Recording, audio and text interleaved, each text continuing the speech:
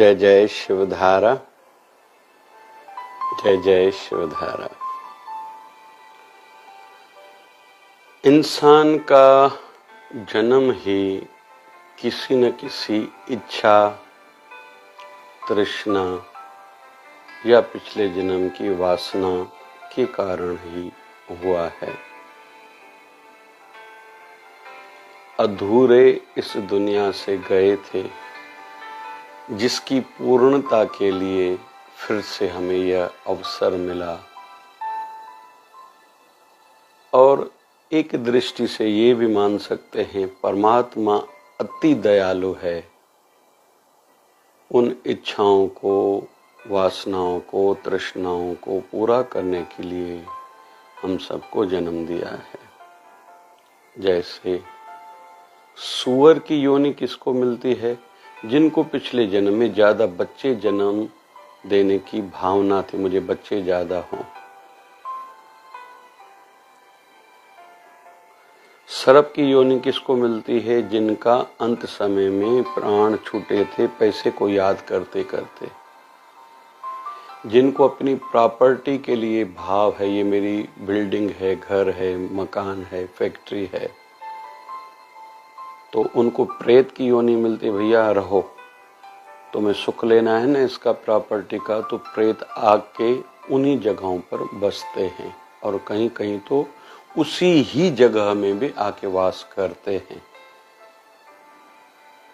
तो परमात्मा एक दृष्टि से दयालु है और पूर्णता के लिए वो जो हमारी इच्छाएं, वासनाएं, तृष्णाएं रह गई थी, उसके लिए फिर से धरती पर अलग अलग योनियों में भी भेजता है। मनुष्य देह के पीछे भी वही भाव है।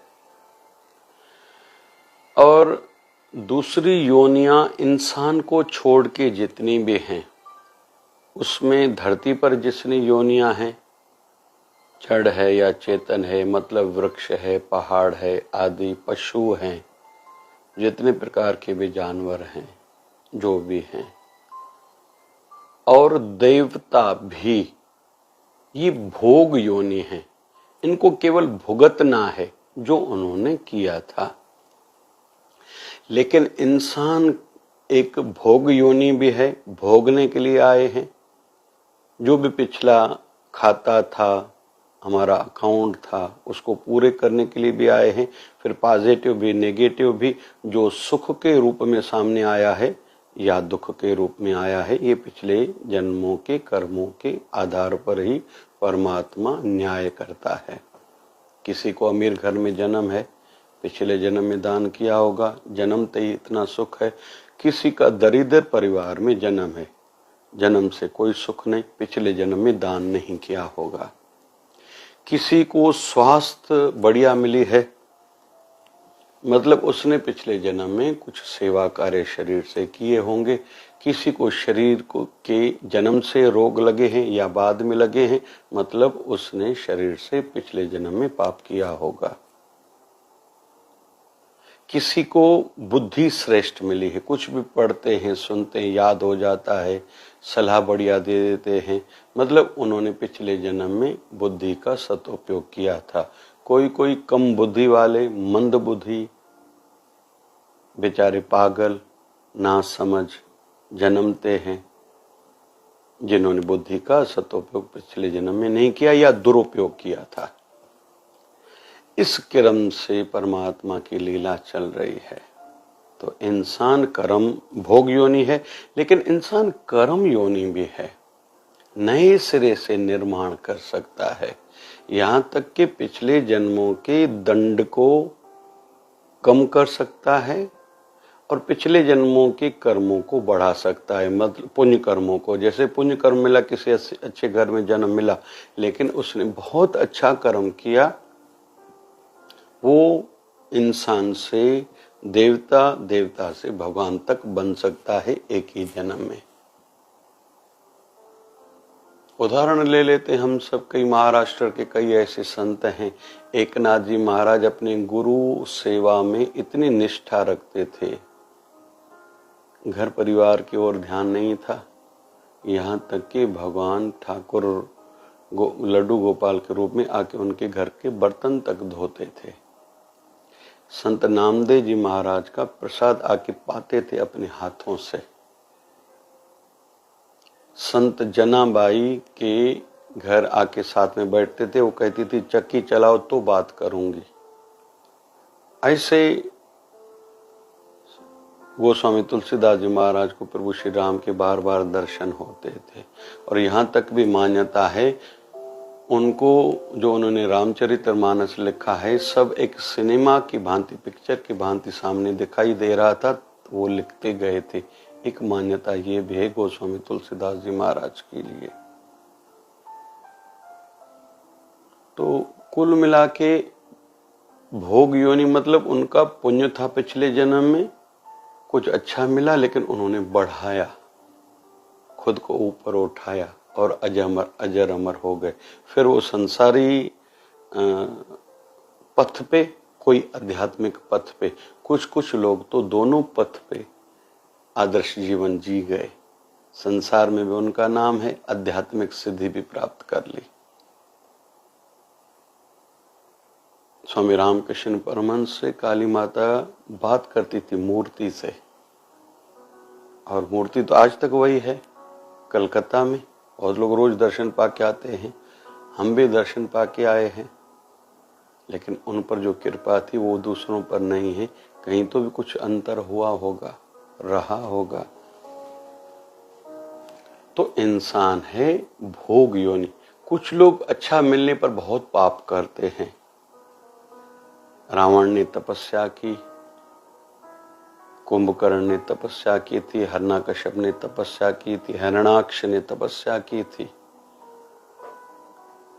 वैभव प्राप्त होने के बाद, राजा होने के बाद भी आज तक संसार में भी नाम उनका कोई अच्छी भाव से याद नहीं करता, और परमार्थ की सिद्धि भी नहीं हुई थी। वैसे भगवान के हस्ते मोक्ष प्राप्त किया था, वो एक अलग बिंदु है। दुनिया में ऐसे कई लोग हैं जिनको बड़ा कुछ मिला, लेकिन उन्होंने पाप ही किया। कुछ लोग फिर ऐसे भी हैं जिनको पिछले जन्म का दंड मिल रहा था, मतलब तकलीफें देखी, लेकिन इस जन्म में भी पाप बहुत किए। बस इसको थोड़ा आज समझना है। तो ये सब चक्र है हमारे पिछले जन्मों की इच्छाओं, वासनाओं और तृष्णाओं के कारण। लेकिन एक निवेदन है, जब तक हम भक्ति नहीं करेंगे, सत्संग ज्यादा नहीं सुनेंगे, त्याग ज्यादा नहीं करेंगे, और संतोष जो है सब बढ़िया, भक्ति ज्यादा, सत्संग ज्यादा मन को समझाने के लिए, सत्संग किया तो जीवन में त्याग आएगा, वैराग्य फिर त्याग से जगता है, त्याग फिर वैराग्य। त्याग मतलब एक एक चीज को छोड़ते जाना, खाने की वस्तुएं, एक टाइम पर एक ही अनाज, एक टाइम पर एक ही सब्जी, कम से कम बार खाना, और तामसी भोजन से खुद को बचाना, तामसी स्थानों पर खुद को नहीं लेके जाना, तामसी लोगों से खुद को बचाना, और सात्विक गुण बढ़ाना। तो भक्ति, सत्संग, कथा के माध्यम से भक्ति की दृढ़ता, त्याग, और तीसरा संतोष जो है बढ़िया। हम तृष्णाओं से, वैसे अंदर की जागृता भी साधना कराते हैं गुरुदेव कि मन में कोई भी बुरा विचार जगे उसी समय खुद पर कंट्रोल करो, और ख्याल को ख्याल से खत्म करो। उल्टा विचार मन में जगा, उसको विचार से काट दो, नहीं भैया मुझे नहीं करना, मैं संसार में डूबने के लिए, नरक जाने के लिए, 84 लाख योनियों में भटकने के लिए, खुद को दुखी होने के लिए नहीं आया हूं। तो यह उपाय है। भक्ति, त्याग, संतोष जो है बढ़िया है, और खुद पर, मन पर नियंत्रण, जागृता। नहीं तो क्या होगा, जैसे कहते हैं कि एक साधु थे, इधर उधर से कुछ मांग के भक्ति करके जीवन व्यतीत कर रहे थे। एक दिन मन में आया, रोज इधर उधर घूमता हूं, मेरा अपना खुद का कोई आश्रम, कोई कुटिया नहीं है, क्यों न बनाऊं। एक गांव में गए थे, किसी से चर्चा करी, उन्होंने कहा कि हमारे राजा बहुत अच्छे हैं, आप चाहो तो उनसे धरती मांगो, अपनी कुटिया बना सकते हो। इसको पता चला अमुक दिन पर राजा सवेरे जो उनके पास आता है बहुत कुछ दे देते हैं। ये भी गए, बड़ी लाइन लगी हुई थी। इन्होंने देखा राजा सबको सब कुछ दे रहे हैं, उनके कहे अनुसार, मांग अनुसार मुझे भी दे देंगे। इनका नंबर आया, राजा ने प्रणाम किया, साधु वेश जान के आने का कारण पूछा। साधु ने कहा मुझे अपनी कुटिया के लिए धरती चाहिए। तो राजा ने एकदम कहा कितनी? अभी ये साधु के मन में विचार आया, कितनी मतलब मैं तो छोटी कुटिया सोच रहा था। तो राजा है तो बोल रहा है खुद कितनी, तो ज्यादा क्यों न कहूं, कितनी कहूं? 5000 फीट, 10,000 फीट, ये साधु अंदर सोच रहे हैं। 15,000 फीट, 20,000 फीट। राजा ने फिर से कहा, हे महात्मा कितनी धरती चाहिए? साधु का भी थोड़ा विचार बढ़ा, 25,000 फीट क्यों न लूं, 30,000 फीट क्यों न लूं, 1 एकड़ ही क्यों न ले लूं? राजा ने तीसरी बार कहा, महाराज जी आपको कितनी धरती चाहिए हे साधु पुरुष? अभी साधु के मन में आया कि 2 एकड़ फिर क्यों न मांग लूं, भला 5 एकड़ ही क्यों न मांग लूं। राजा समझ गए कि साधु को शायद ज्यादा धरती चाहिए, ये कह नहीं पा रहे हैं। राजा ने कहा, हे साधु जी आप ऐसे करिए, यहाँ से चलते जाइए और रात तक, संध्या सूर्य ढलने तक वापस आ जाइए। जितनी आप दूर तक जाएंगे वो धरती में आपको दे दूंगा। और इधर से पीछे से जो 2 घोड़े सवार पीछे लगा लिए सैनिक कि साधु कहाँ तक जाते हैं वहां लकीर खींच लेना, कल इनको साधु के नाम पर ये धरती कर दूंगा। अभी साधु चलने लगा, विचार आया थोड़ा जल्दी जल्दी क्यों न चलूं, धीरे धीरे धरती कम मिलेगी। फिर बढ़ने लगी स्पीड साधु की चलने में। फिर मन में विचार आया भागूं क्यों नहीं, भागने लगे। तो दोनों घोड़े सवारों ने कहा कि हे साधु आपको पानी पीना है क्या, प्यास लगी होगी। साधु सोचने लगा ठहरूंगा तो इतनी धरती कम मिलेगी, पानी तो कब भी पी सकता हूँ। भागता गया। अभी विचार आया सूर्य ढले नहीं तब तक राजा के पास लौटना है। फिर लौटने लगा, लेकिन फिर से भागने लगा क्योंकि बहुत सी यात्रा आगे कर चुका था, आगे जा चुका था। स्पीड बढ़ा ली, संध्या तक राजा के पास तो आके पहुंचा। दौड़ते दौड़ते बहुत थक गया, लेट गया। पूरा दिन भागने के कारण साधु की मृत्यु हो गई और उनको कुछ मिला नहीं। अवसर मिला था लेकिन उनको प्राप्त नहीं हुआ, उल्टा उसकी मौत हो गई। यह कथा उस साधु की नहीं है, यह हम सब की, संसारियों की कथा है। ये हमारी जो तृष्णा है ना, दिनों में दिन हमें भटकाती है, दौड़ाती है। यहाँ तक कि कभी पानी पीने के लिए, मतलब जिसके लिए हम लोग इतना काम कर रहे हैं, वो सुख चैन लेने के लिए भी हम थोड़ी देर बैठते नहीं। कभी परिवार के साथ नहीं बैठते, कभी सेवा कार्यों को समय नहीं देते। किसी शिवालय देवालय में जाने का हमारे पास समय नहीं है। जाएंगे तो केवल स्वार्थ से मेरा पैसा बढ़े, तृष्णाएं पूरी हों, वासनाएं, इच्छाएं पूरी हों। हवन यज्ञ करेंगे, बहुत लोग तीर्थ करेंगे, भी भावना यही है। कभी शांति से हम बैठेंगे नहीं। ऐसे दौड़ते दौड़ते दौड़ते हम सबका भी जीवन नष्ट हो जाता है। भले कमाया होगा, इकट्ठा किया होगा, लेकिन उससे सुख चैन नहीं ले पाते।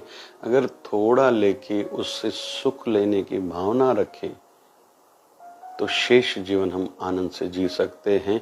और दुर्दशा क्या है, हमें दौड़ते देख के हमारे पीछे वालों को, बच्चों को, दूसरों को जो हमें आदर्श मानते हैं, उनको भी ऐसे लगता है जीवन का शायद नाम ही दौड़ना है, भागना है, और इसी का नाम तृष्णा है। उनके मन में भी यही तृष्णा जगती है जिसके कारण हर कोई नरक की ओर जाने की यात्रा कर रहा है, वैकुंठ की ओर यात्रा नहीं कर रहा। समय खुद को नहीं दे रहा, भावना तक नहीं जग रही है। क्यों? क्योंकि ये इच्छाएं, तृष्णाएं, वासनाएं इंसान को भटकाती हैं। और इनसे बचने का उपाय है भक्ति करना, त्याग करना, जीवन में संतोष का होना, जितना है सब बढ़िया है, जो मिला है वो किसी से कम नहीं, और जो नहीं मिला उसका गम भी नहीं। और साथ साथ में खुद पर, मन पर नजर रखें कि उल्टे थॉट तो नहीं आ रहे मेरे मन में, उल्टे विचार तो नहीं आ रहे। बस जीवन में ये 4 गुण अपनाएं, खुद को इच्छाएं, तृष्णाएं, वासना से बचा के शेष जीवन आनंद में जिए और 84 लाख योनियों से खुद को बचाएं। इसी में समझदारी है, यही ज्ञानी के लक्षण है। जय जय शिवधारा, जय जय शिवधारा। प्यारा प्यारा